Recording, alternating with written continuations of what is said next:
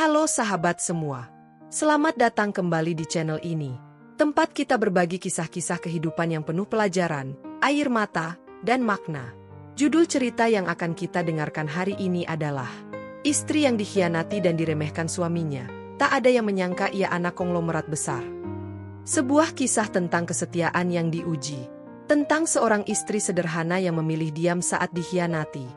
Dan tentang kebenaran yang akhirnya terungkap dengan cara yang tak pernah dibayangkan siapapun. Sebelum kita masuk ke ceritanya, jangan lupa untuk subscribe channel ini. Tekan tombol like jika kalian menyukai konten cerita seperti ini. Dan tuliskan pendapat kalian di kolom komentar. Karena setiap komentar dari kalian sangat berarti untuk perkembangan channel ini. Dan jangan lupa juga, tekan tombol lonceng. Agar kalian tidak ketinggalan notifikasi setiap kali channel ini mengupload cerita terbaru. Semoga kisah yang akan kalian dengarkan hari ini bisa menjadi pengingat untuk kita semua. Agar selalu menghargai pasangan, menjaga kepercayaan, dan tidak pernah meremehkan siapapun dalam hidup ini. Selamat mendengarkan. Semoga hati kalian bisa ikut merasakan setiap emosi dalam cerita ini. Hujan turun pelan sore itu, membasahi halaman rumah kecil bercat krem yang berdiri di gang sempit pinggir kota. Tidak ada tenda besar, tidak ada kursi berlapis kain emas, hanya beberapa kursi plastik dan karpet merah tipis yang sudah mulai pudar warnanya. Alia duduk bersimpuh di kamar, mengenakan kebaya putih sederhana. Tangannya gemetar saat merapikan ujung lengan, napasnya tertahan bukan karena gugup menikah, melainkan karena keputusan besar yang baru saja ia ambil. Ibunya sudah tiada, ayahnya tidak hadir. Bukan karena tak peduli, tapi karena Alia sendiri yang memintanya. "Alia, kamu yakin?" Suara Raka terdengar dari balik pintu, pelan namun ragu. Alia menoleh ke arah cermin. Wajahnya cantik alami, tanpa perhiasan mencolok. Matanya bening, namun menyimpan sesuatu yang dalam. "Aku yakin," jawabnya pelan. "Aku ingin pernikahan ini dimulai tanpa kebohongan." Raka tersenyum kecil, mengira maksud Alia adalah soal kesederhanaan hidup. Ia tidak tahu, kebohongan yang dimaksud Alia justru adalah jati dirinya sendiri. Di ruang tamu, penghulu sudah siap. Beberapa tetangga duduk berdesakan, kipas angin berdecit pelan, mencampur suara hujan dan doa-doa lirih. Saat ijab kabul terucap lancar, Alia menunduk lama. Air matanya jatuh ke pangkuan, bukan karena bahagia semata, tapi karena ia baru saja meninggalkan dunia yang selama ini membesarkannya. Dunia penuh gedung tinggi, ruang rapat berpendingin udara, dan ayah yang namanya dikenal di mana-mana. Setelah akad, Raka menggenggam tangan Alia. Hangat, tulus, penuh harap. "Mulai hari ini, kita hidup sederhana ya," kata Raka sambil tersenyum bangga. Alia mengangguk. Senyumnya lembut, tapi matanya berkaca-kaca.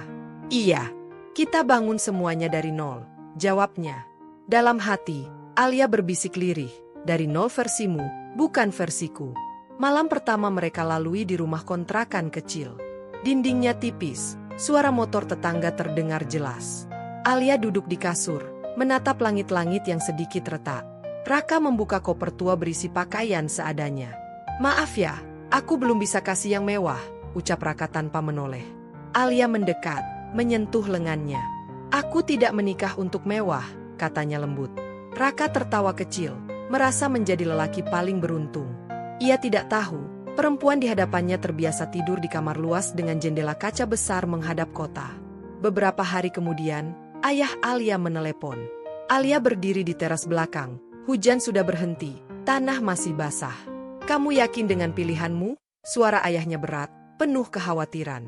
"Aku yakin, yah. Biarkan aku hidup seperti orang biasa," jawab Alia tegas, meski dadanya sesak. "Kalau suatu hari kamu terluka..." Alia terdiam lama. "Kalau hari itu datang, aku akan menghadapinya sebagai istri, bukan sebagai anak konglomerat." Telepon ditutup. Alia menatap langit yang mulai gelap. Angin malam menyentuh rambut panjangnya. Dari dalam rumah, terdengar suara Raka memanggil. "Alia, makan malam sudah siap." Alia menarik napas panjang, lalu masuk dengan senyum yang kembali ia pasang rapi. Ia tidak tahu, keputusan hari itu akan menjadi awal dari luka yang jauh lebih dalam. Dan di balik senyum Raka yang hangat malam itu, takdir perlahan mulai menyiapkan pengkhianatan yang akan menguji seberapa kuat Alia mempertahankan harga dirinya. Pagi itu langit cerah, tapi udara terasa berat. Alia berdiri di dapur sempit rumah kontrakan mereka, Kompor menyala kecil, aroma tumisan bawang menyebar pelan. Ia memasak dengan gerakan yang terlatih dan tenang, seolah rutinitas sederhana itu adalah jangkar yang menahannya tetap berdiri. Di sudut meja, 2 piring sudah disiapkan. 1 untuk Raka, 1 untuk dirinya. Jam dinding berdetak keras, seakan mengingatkan waktu yang terus berjalan tanpa peduli pada perasaan siapapun. Raka keluar dari kamar dengan kemeja kerja yang belum disetrika rapi. Wajahnya lelah, matanya sembab. "Kamu pulang jam berapa semalam?" tanya Alia tanpa menoleh. Suaranya lembut, hampir tak terdengar. "Lembur," jawab Raka singkat sambil mengikat jam tangan. Alia berhenti mengaduk. Ia menoleh pelan. "Lembur lagi." Raka mengangguk cepat. "Proyek kantor lagi padat." Nada suaranya datar. Terlalu datar. Alia menelan ludah, memilih diam. Ia tahu, kebohongan pertama selalu terdengar paling sederhana. Hari-hari berikutnya berjalan dengan pola yang sama. Raka semakin sering pulang larut, kadang melewatkan makan malam, kadang langsung masuk kamar tanpa bicara. Alia menunggu di ruang tamu dengan lampu temaram, televisi menyala tanpa suara. Setiap derit pintu membuat jantungnya berdebar, berharap itu Raka yang pulang lebih awal. Namun yang datang selalu versi Raka yang asing, tubuhnya hadir, tapi pikirannya entah di mana. Suatu malam, hujan turun deras. Alia duduk di tepi jendela, menatap jalan basah yang memantulkan lampu-lampu kendaraan. Pukul 11 malam. Ponselnya bergetar. Nama Raka muncul. "Aku pulang telat lagi," suara Raka terdengar tergesa. "Ada apa?" tanya Alia, berusaha tenang. "Meeting mendadak." Alia memejamkan mata.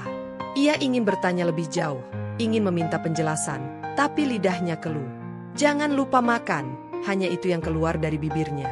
"Ya," jawab Raka singkat, lalu sambungan terputus. Ketika Raka akhirnya pulang lewat tengah malam, bajunya berbau parfum asing.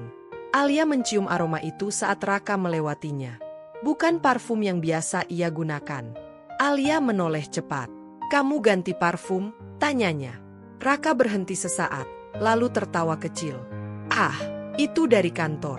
Teman semprot-semprot." Alia mengangguk pelan, tapi dadanya terasa perih.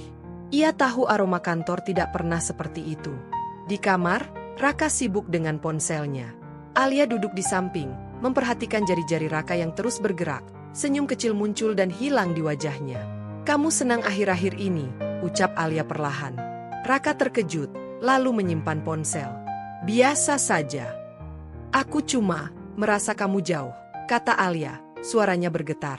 Raka menghela napas panjang. "Kamu terlalu sensitif." Kalimat itu jatuh seperti pisau. Pendek, tajam, dan menyakitkan. Malam itu Alia menangis dalam diam. Ia membenamkan wajah ke bantal agar isaknya tak terdengar. Tangannya mencengkeram spray, tubuhnya gemetar. Ia tidak ingin menjadi istri yang curiga, tidak ingin menghancurkan rumah tangganya sendiri. Tapi hatinya tahu, sesuatu sedang runtuh pelan-pelan. Keesokan harinya, Alia berdiri di depan cermin. Ia tersenyum pada bayangannya sendiri, memaksa wajahnya tampak baik-baik saja. "Kamu kuat," bisiknya pada diri sendiri. Namun saat Raka pamit berangkat kerja tanpa mencium keningnya seperti biasa, Alia berdiri terpaku di depan pintu. Senyumnya runtuh.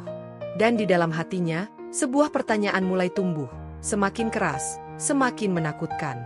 Apa yang sebenarnya sedang disembunyikan Raka darinya? Siang itu panas menyengat, matahari tepat di atas kepala. Alia melangkah pelan di trotoar depan gedung kantor Raka, membawa kotak makan siang yang ia siapkan sejak pagi. Niatnya sederhana, ingin memberi kejutan kecil, ingin mengembalikan senyum yang perlahan hilang dari wajah suaminya.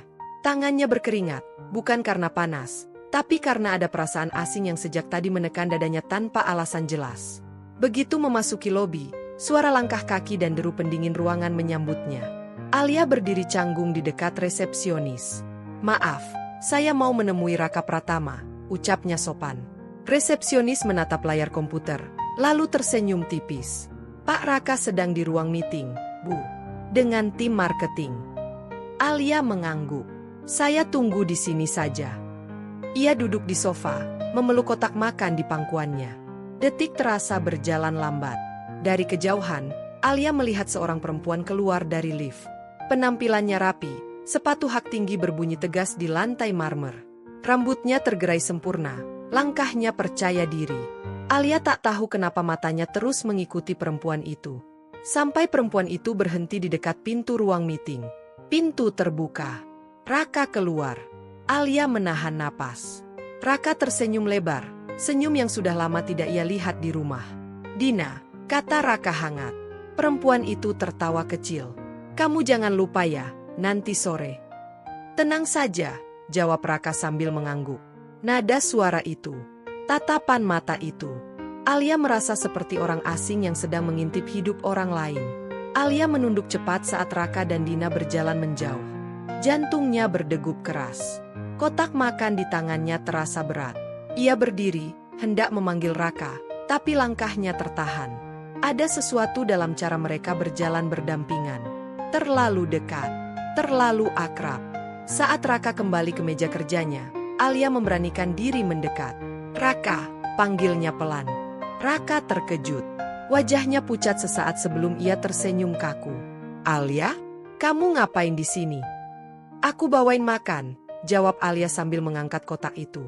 "Oh, kamu bisa kasih ke resepsionis saja," ucap Raka cepat. Nada itu seperti ingin mengusir. Alia tersenyum kecil, meski hatinya teriris. Dalam perjalanan pulang, Alia duduk di angkot dengan pandangan kosong. Suara klakson dan teriakan kernet terasa jauh. Pikirannya kembali pada senyum Raka tadi. Senyum yang bukan untuknya. Tangan Alia meremas tasnya kuat-kuat. Malamnya, Raka tertidur lebih cepat dari biasanya. Ponselnya tergeletak di meja kecil. Layar menyala, notifikasi masuk. Alia menatap ponsel itu lama, berperang dengan dirinya sendiri. Akhirnya, dengan tangan gemetar, ia mengambilnya. Pesan itu terbuka. "Terima kasih hari ini. Aku senang sekali." Nama pengirimnya, Dina. Napas Alia tercekat. Dunia seakan berhenti. Ia duduk di tepi ranjang, menatap layar ponsel dengan mata berkaca-kaca. Jari-jarinya dingin, tubuhnya lemas. Tidak ada kalimat mesra, tidak ada kata cinta. Tapi justru itu yang membuatnya sakit. Karena keakraban seringkali lebih berbahaya daripada pengakuan. Alia mengembalikan ponsel ke tempat semula. Ia berbaring membelakangi Raka, air mata mengalir tanpa suara. Di luar, hujan turun tiba-tiba, membentur atap seng dengan suara keras. Alia menutup mata, mencoba bertahan. Namun di dalam dadanya, satu kenyataan mulai terbentuk, perlahan tapi pasti. Perempuan itu nyata. Dan Alia tahu, malam-malam setelah ini tak akan pernah sama lagi. Pagi datang dengan langit kelabu. Awan menggantung rendah, seolah ikut memikul beban yang bersarang di dada Alia. Ia duduk di tepi ranjang setelah Raka berangkat kerja, menatap bantal yang masih menyisakan lekuk kepala suaminya. Bau parfum asing itu belum sepenuhnya hilang. Alia menarik napas dalam-dalam, lalu bangkit perlahan, seperti seseorang yang baru saja kalah perang tapi menolak menyerah. Di dapur, ia menuang air ke dalam panci. Tangannya bergerak otomatis. Air mendidih. Uap naik. Kaca jendela berembun. Alia memandang pantulan wajahnya sendiri di sana. Matanya sembab, tapi tatapannya tegas. "Kamu masih di sini," gumamnya lirih. Ia menyeduh teh, duduk sendiri di meja makan yang sunyi. Kursi di seberangnya kosong. Sunyi yang dulu menenangkan, kini menusuk. Hari-hari berikutnya, Alia memilih bersikap seperti biasa. Ia bangun lebih pagi, menyiapkan sarapan, merapikan rumah. Saat Raka pulang, ia menyambut dengan senyum tipis. Senyum yang dilatih di depan cermin. "Kamu capek?" tanya Alia suatu malam, membantu Raka melepas jas. "Lumayan," jawab Raka singkat, matanya tak berani bertemu. "Makan dulu, ya." "Nanti saja." Raka langsung masuk kamar. Alia berdiri di ruang tamu, jas di tangannya, menatap punggung suaminya yang menjauh. Ia menutup mata sesaat, menahan. Suatu sore, hujan turun rintik. Alia berdiri di depan kompor, mengaduk sup. Pintu terbuka. Raka masuk dengan wajah lelah. "Kamu masak apa?" tanyanya. "Sup kesukaanmu," jawab Alia lembut. Raka terdiam. Ada jeda yang canggung. "Alia," ucap Raka akhirnya. "Iya." "Kamu kenapa baik banget akhir-akhir ini?" Alia berhenti mengaduk. Ia menoleh perlahan. Senyum kecil terbit. "Bukannya memang sudah tugasku?" Raka menggaruk tengkuknya, gelisah. Aku cuma merasa. Merasa apa? Merasa bersalah. Kata itu menggantung di udara. Alia menahan napas. Jantungnya berdegup keras. Kalau kamu merasa bersalah, katanya pelan, mungkin ada yang perlu kamu bicarakan. Raka tidak menjawab. Ia menunduk, lalu berjalan ke kamar. Alia memejamkan mata. Sup di panci mendidih terlalu lama hingga meluap. Alia buru-buru mematikan kompor. Tangan kirinya gemetar. Bukan karena panas, tapi karena harapannya sendiri. Malam itu, Alia duduk di ruang tamu. Lampu sengaja diredupkan. Hujan kembali turun, lebih deras. Raka keluar dari kamar, melihat Alia yang duduk diam. Kamu belum tidur. Aku nunggu kamu, jawab Alia. Raka duduk berhadapan. Jarak di antara mereka terasa jauh. Kita bisa bicara? Tanya Alia. Raka mengangguk pelan. Ada orang lain. Pertanyaan itu keluar tanpa getar. Tenang. Terlalu tenang. Raka menelan ludah. Tangannya saling menggenggam. Kamu kenapa nanya gitu? Jawab saja, kata Alia lembut tapi tegas. Raka menghela napas panjang. Kamu terlalu berprasangka. Alia tersenyum kecil. Senyum yang pahit. Kalau aku berprasangka, katanya, itu karena aku merasakan sesuatu berubah. Aku istrimu, Raka. Aku kenal napasmu, diam-diammu, caramu menghindari mataku. Raka bangkit berdiri. Aku capek. Aku butuh istirahat. Alia ikut berdiri. Capek dari aku. Raka terdiam. Tidak menjawab. Hanya menatap lantai. Keheningan itu lebih menyakitkan daripada pengakuan. Malam semakin larut. Alia berbaring membelakangi Raka. Tangannya memeluk bantal, bahunya bergetar pelan. Ia tidak menangis keras. Ia tidak berteriak. Ia memilih setia pada harapannya sendiri, meski itu menyakitkan. Dalam hati, Alia berjanji, ia akan menunggu. Satu kali lagi. Satu kesempatan terakhir. Namun di balik punggungnya, Raka membuka ponsel. Layar menyala di kegelapan. Sebuah pesan masuk. Nama itu kembali muncul. Alia tidak melihatnya. Tapi hatinya tiba-tiba berdegup lebih cepat. Seolah ia tahu, kesetiaannya sedang dipertaruhkan pada waktu yang hampir habis. Pagi itu matahari muncul malu-malu di balik awan tipis. Cahaya masuk melalui celah jendela, jatuh tepat di wajah Alia yang terbangun lebih dulu. Ia menatap langit-langit kamar, diam lama, mendengarkan napas Raka yang masih teratur di sampingnya. Ada jarak yang tak kasat mata di antara mereka, seperti dinding kaca yang dingin. Alia bangkit perlahan agar tak membangunkan Raka, lalu melangkah ke kamar mandi dengan langkah yang terasa lebih berat dari biasanya. Di depan cermin, Alia membasuh wajahnya. Air dingin mengalir, tapi tak mampu meredam panas di dadanya. Ia menatap pantulan dirinya sendiri. Mata itu masih sama, tapi sorotnya berubah. Lebih waspada. Lebih terluka. Kamu menunggu apa lagi? Bisiknya pada bayangan di cermin. Tak ada jawaban.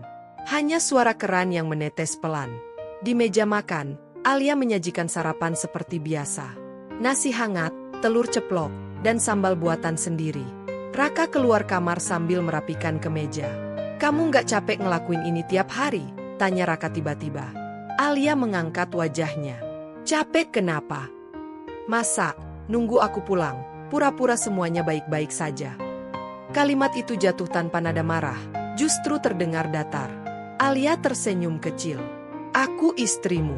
Kalau bukan aku, siapa lagi? Raka terdiam. Ia duduk, mengaduk nasi tanpa selera. Beberapa detik berlalu dalam keheningan. Alia, ucap Raka pelan. Iya. Kamu pernah nggak ngerasa, hidup kita gini-gini aja? Alia menahan napas. Maksudmu? Ya, sederhana. Nggak berkembang. Alia menatap Raka lekat. Ada nada kecewa di sana. Bukan pada keadaan, tapi pada dirinya. Kalau kamu merasa kurang, kata Alia pelan, kenapa kamu nggak pernah cerita? Raka menghela napas, berdiri.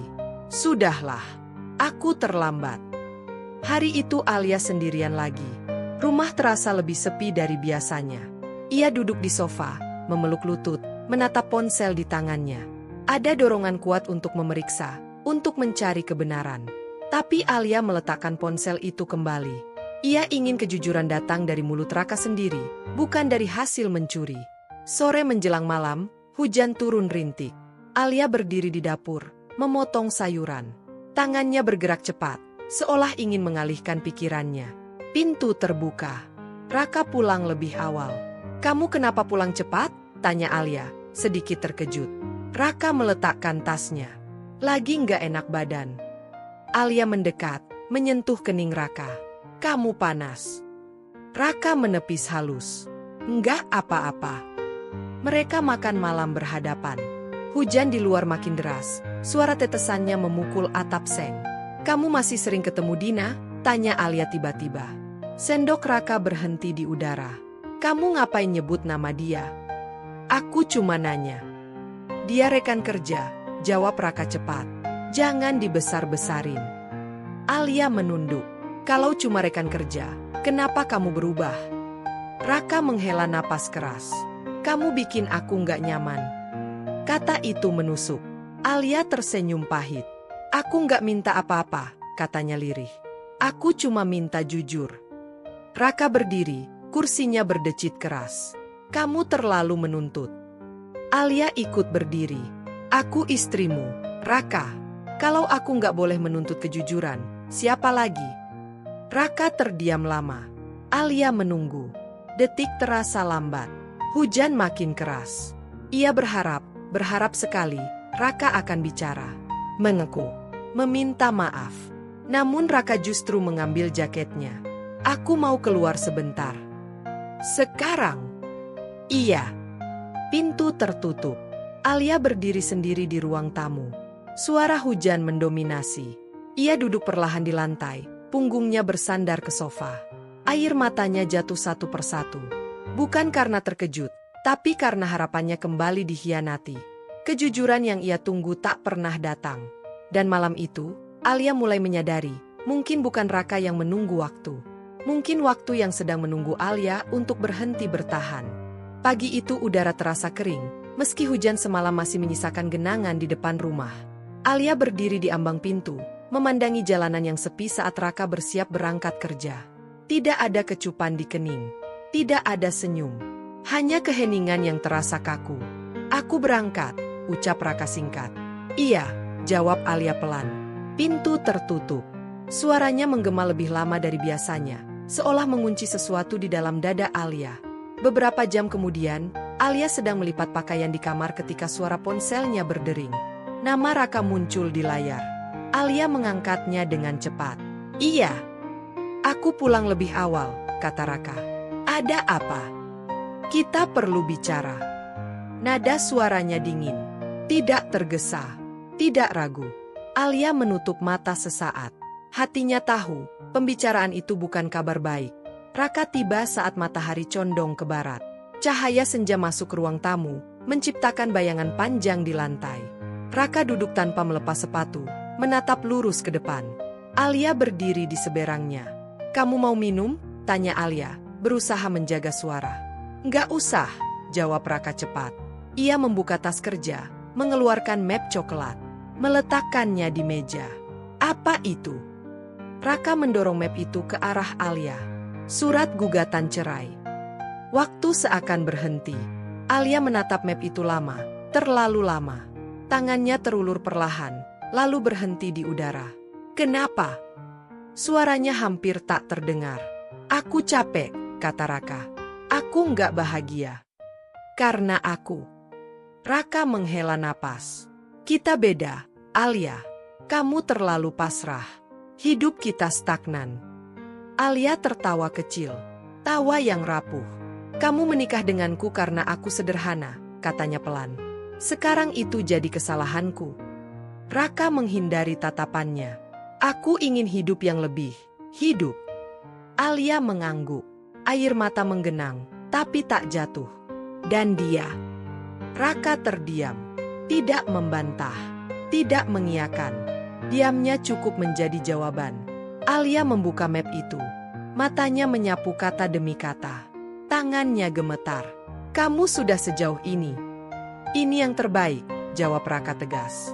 Alia menutup map perlahan. Ia menarik napas panjang. Kamu tahu, katanya lirih, aku bisa berjuang lebih keras kalau kamu mau jujur sejak awal. Raka berdiri. Aku nggak mau bertengkar.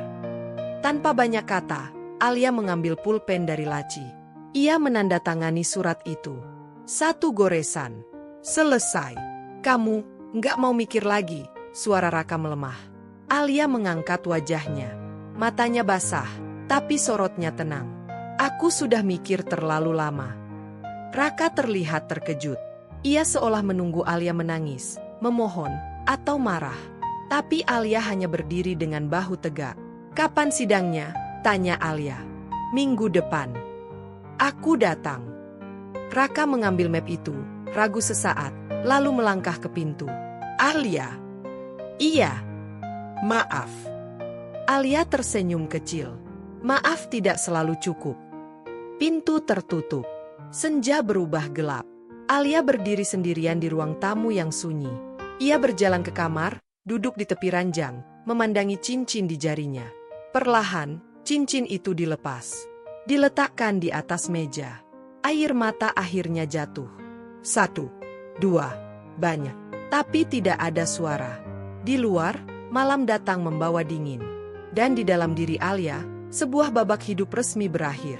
Namun ia belum tahu, perpisahan ini bukan akhir dari rasa sakit. Ini baru permulaan. Pagi itu langit pucat, seolah warna biru pun enggan muncul. Alia berdiri di depan cermin mengenakan baju sederhana berwarna krem. Tidak ada riasan tebal, hanya bedak tipis dan lipstik lembut yang nyaris tak terlihat. Rambutnya diikat rapi ke belakang. Ia ingin terlihat tenang. Bukan untuk Raka, tapi untuk dirinya sendiri. Tangannya sedikit gemetar saat mengancingkan lengan baju, lalu berhenti sejenak di depan cermin. Ia menatap bayangannya lama. Hari ini kamu harus kuat, bisiknya. Di luar, suara mesin motor dan langkah orang-orang menuju kantor pengadilan terdengar samar. Alia turun dari angkot dengan langkah pelan. Gedung pengadilan berdiri kokoh, dingin, dengan dinding abu-abu yang terasa asing dan mengintimidasi. Ia menarik napas panjang sebelum melangkah masuk. Setiap langkahnya menggema di lorong panjang, bercampur dengan suara sepatu orang lain, suara kertas dibolak-balik, dan bisik-bisik rendah. Raka sudah ada di sana. Ia berdiri di ujung lorong, mengenakan kemeja rapi. Di sampingnya berdiri Dina. Penampilannya anggun, tas mahal menggantung di lengannya. Dina melirik Alia sekilas, lalu berbisik sesuatu pada Raka. Alia menangkap senyum kecil di wajah Dina. Senyum yang bukan sekadar sopan. Alia mengalihkan pandangan, memilih duduk di bangku kayu yang dingin. Tak ada sapaan, tak ada tatapan. Seolah bertahun-tahun kebersamaan bisa dipangkas menjadi orang asing dalam hitungan hari. Alia menggenggam tasnya erat-erat. Tangannya dingin. Nafasnya teratur, meski jantungnya berdetak cepat. Kamu nggak sendirian, katanya dalam hati. Sidang dimulai. Nama mereka dipanggil. Alia berdiri, melangkah masuk ke ruang sidang. Ruangan itu sunyi, hanya suara kipas angin tua yang berdecit pelan. Hakim duduk dengan wajah datar. Raka duduk berhadapan dengannya. Dina duduk di kursi pengunjung, menatap lurus ke depan. Hakim membuka berkas. Pihak penggugat sudah siap. Siap, jawab Raka mantap. Pihak tergugat. Alia mengangguk. Siap. Pertanyaan demi pertanyaan dilontarkan. Alia menjawab dengan singkat dan jelas. Tidak berlebihan. Tidak memancing air mata. Saat hakim bertanya tentang alasan perceraian, Raka berbicara panjang lebar tentang ketidakcocokan, tentang perbedaan visi hidup. Alia mendengarkan dalam diam. Tangannya terlipat di pangkuan, kukunya menekan kulit hingga memucat. Apakah pihak tergugat ingin menanggapi? Tanya hakim. Alia mengangkat wajahnya. Tidak, Yang Mulia. Saya menghormati keputusan ini. Suara Alia tenang, hampir terlalu tenang. Ruangan sejenak hening. Hakim kemudian meminta saksi dari pihak Alia. Silakan saksi masuk. Pintu ruang sidang terbuka. Langkah kaki terdengar mantap. Seorang pria paruh baya masuk dengan jas gelap yang rapi. Posturnya tegap, wajahnya berwibawa. Alia menunduk hormat. Raka menoleh, dahi berkerut. Dina memicingkan mata, mencoba mengenali. Pria itu berdiri di hadapan hakim. Sebutkan nama dan hubungan dengan pihak tergugat, ucap hakim. Pria itu menarik napas, lalu berkata dengan suara tenang namun tegas. Nama saya Hendra Wijaya. Saya ayah dari Alia. Ruangan mendadak terasa lebih sempit. Nama itu menggantung di udara. Raka menegang. Dina terdiam. Alia masih menunduk, rahangnya mengeras. Hakim mengangkat alis. Pekerjaan saudara. Hendra tersenyum tipis. Pengusaha. Satu kata itu terdengar sederhana. Terlalu sederhana untuk nama sebesar itu. Raka menelan ludah. Ada sesuatu dalam sikap pria itu yang membuatnya gelisah. Sesuatu yang terasa lebih besar dari sekadar sidang perceraian. Dan saat hakim meminta keterangan lebih lanjut, Alia perlahan mengangkat wajahnya. Tatapannya tenang, tapi matanya. Ruang sidang terasa semakin sunyi, seolah udara di dalamnya menahan napas. Hendra Wijaya berdiri tegak di hadapan hakim, kedua tangannya terlipat tenang di depan tubuhnya. Tatapannya lurus, suaranya stabil, tidak bergetar sedikit pun. Alia duduk dengan punggung tegak, matanya menunduk, seakan menyerahkan semuanya pada waktu yang tepat. Di seberangnya, Raka mulai gelisah. Jari-jarinya mengetuk meja tanpa sadar. Saudara saksi, kata hakim dengan suara datar, jelaskan hubungan saudara dengan pihak tergugat. Hendra mengangguk pelan. Saya ayah kandung Alia. Saya membesarkannya sendiri sejak ibunya meninggal. Hakim mencatat. Apa saudara mengetahui kehidupan rumah tangga anak saudara? Mengetahui, jawab Hendra singkat. Raka menelan ludah. Ia menoleh sekilas ke arah Alia. Perempuan itu tetap diam, wajahnya tenang, seolah tidak sedang duduk di tengah badai. Dina di bangku pengunjung mulai gelisah. Ia berbisik pelan, siapa dia? Raka tidak menjawab. Pikirannya kosong. Saudara Hendra, lanjut hakim, pekerjaan saudara apa? Hendra tersenyum tipis, bukan senyum sombong, melainkan senyum seseorang yang sudah terlalu lama hidup di balik nama besar. Saya pemilik dan komisaris utama Grup Wijaya, ucapnya tenang. 1 detik, 2 detik, ruangan itu membeku. Nama itu tidak asing, bahkan sangat dikenal. Raka membeku di kursinya. Wajahnya pucat, napasnya tertahan. Dina menutup mulutnya refleks, matanya membelalak. Grup Wijaya, nama yang sering muncul di berita ekonomi. Perusahaan yang menaungi ratusan anak usaha. Nama yang tak pernah ia bayangkan akan bersentuhan dengan hidupnya. Hakim mengangkat kepala. Apakah Alia pernah menerima dukungan finansial dari saudara selama pernikahan? Hendra menoleh ke arah Alia. Tatapan mereka bertemu. Alia menggeleng pelan. Tidak, Yang Mulia, jawab Hendra. Anak saya memilih hidup mandiri. Saya menghormati itu. Raka merasa dadanya sesak. Ingatannya berputar. Alia yang menolak dibelikan perhiasan mahal. Alia yang selalu berkata cukup. Alia yang tak pernah meminta apapun. Semua terasa berbeda sekarang. Kamu, anak Hendra Wijaya? Gumam Raka lirih, hampir tak terdengar. Alia menoleh perlahan. Untuk pertama kalinya sejak sidang dimulai, ia menatap Raka langsung. Iya, jawabnya pelan. Aku tidak pernah berbohong. Aku hanya tidak bercerita. Hakim lanjutkan sidang, tapi Raka tak lagi mendengar. Kata-kata bergema tanpa makna. Kepalanya dipenuhi satu kalimat. Ia mengkhianati istri yang memilih meninggalkan segalanya demi dirinya. Dina meremas tasnya erat-erat. Senyum percaya dirinya hilang. Ia menyadari, ia tidak sedang memenangkan siapapun. Ia hanya berdiri di antara sesuatu yang jauh lebih besar darinya. Sidang diskors sementara. Orang-orang berdiri. Alia bangkit pelan. Hendra mendekat, berdiri di samping putrinya. Kamu baik-baik saja? Tanya Hendra lembut. Alia mengangguk. Aku sudah siap dari awal. Hendra menghela napas, menatap Raka sejenak.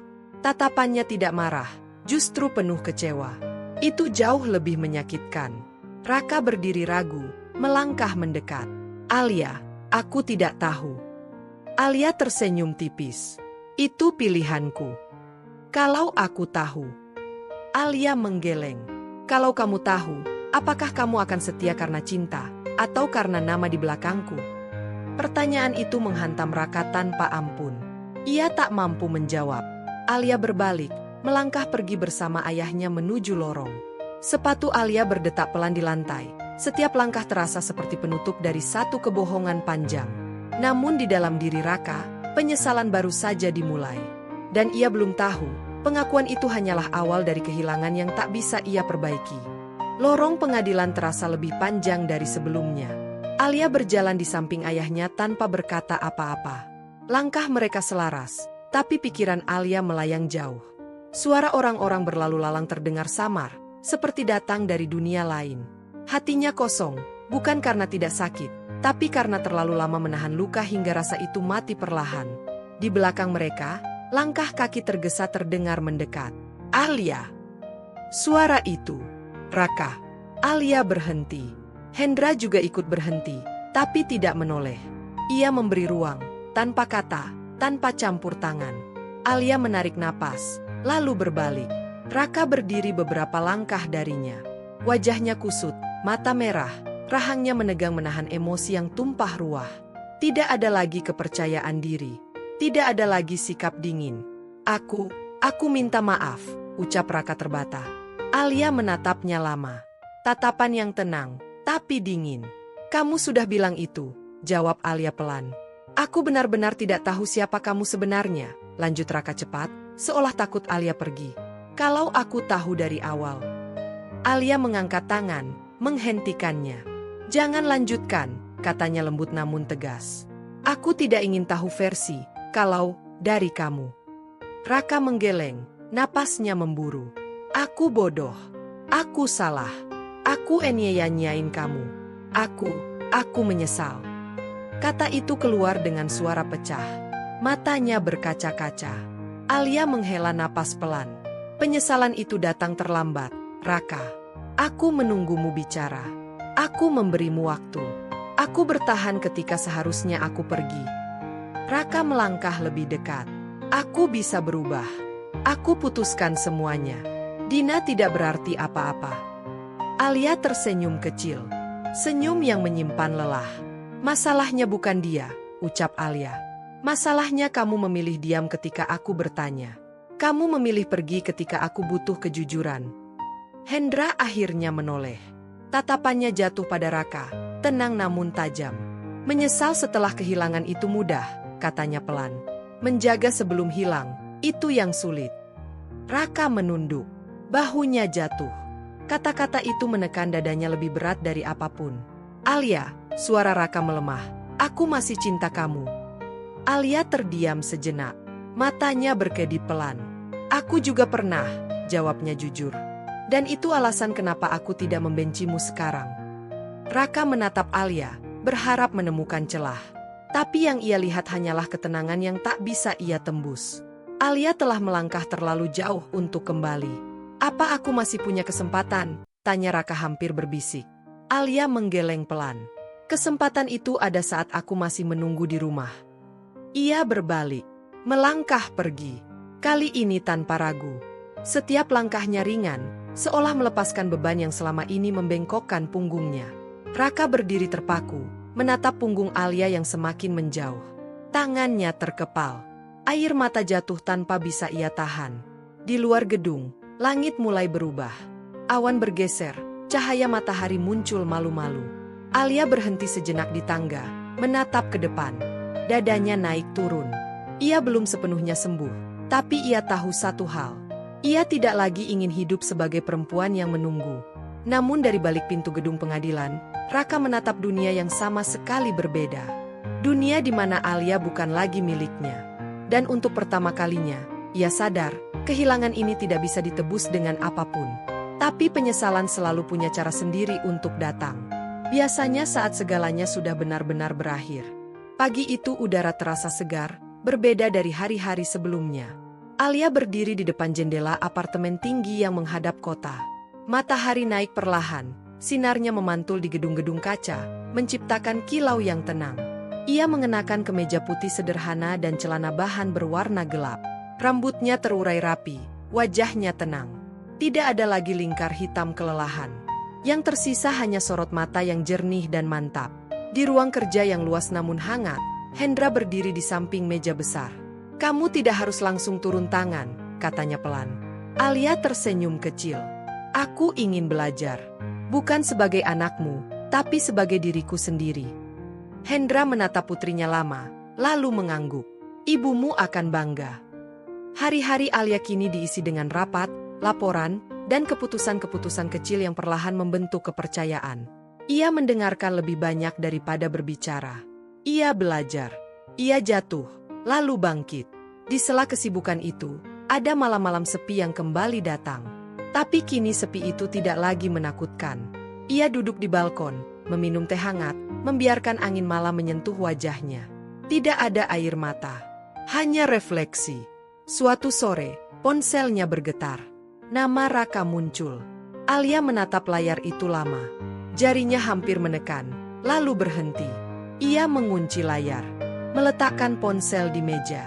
Tidak semua yang memanggil harus dijawab, gumamnya. Di tempat lain, Raka duduk sendiri di kamar kos sempit. Dindingnya kosong, sunyi. Ia menatap foto lama di ponselnya. Alia tersenyum di sana. Sederhana, tulus. Ia menutup wajahnya dengan kedua tangan. Tidak ada yang tersisa selain kesadaran bahwa hidup tidak pernah memberi kesempatan yang sama dua kali. Beberapa bulan berlalu. Alia berdiri di atas panggung kecil sebuah acara perusahaan. Lampu menyorotnya lembut. "Terima kasih atas kepercayaannya," ucap Alia mantap. Tepuk tangan memenuhi ruangan. Ia membungkuk sedikit, senyum tulus terukir di wajahnya. Bukan karena nama besar di belakangnya, tapi karena kerja keras yang ia bangun sendiri. Malam itu, Alia kembali ke apartemen. Ia membuka laci kecil, mengeluarkan cincin pernikahan yang dulu ia simpan. Alia menatapnya lama, lalu menutup kotak itu kembali. Meletakkannya jauh di dalam laci. "Terima kasih," ucapnya pelan. "Untuk pelajaran." Ia berdiri di balkon, memandang kota yang tak pernah tidur. Suara klakson, tawa samar, dan angin malam berpadu. Alia menarik napas panjang. Untuk pertama kalinya, dadanya terasa ringan. Ia tidak menang karena kaya.